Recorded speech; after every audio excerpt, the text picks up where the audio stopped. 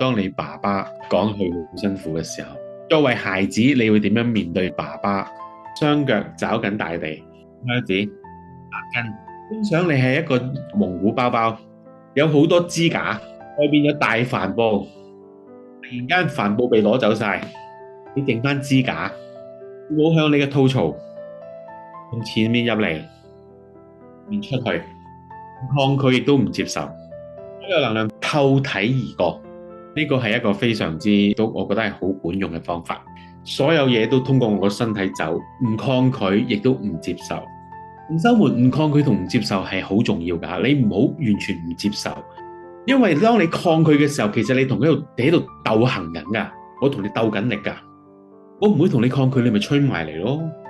但係呢，我又唔接受喎，咪通過我身體後面走咯。將你自己化成一個只有骨架嘅蒙古包，所有能量都透體而過。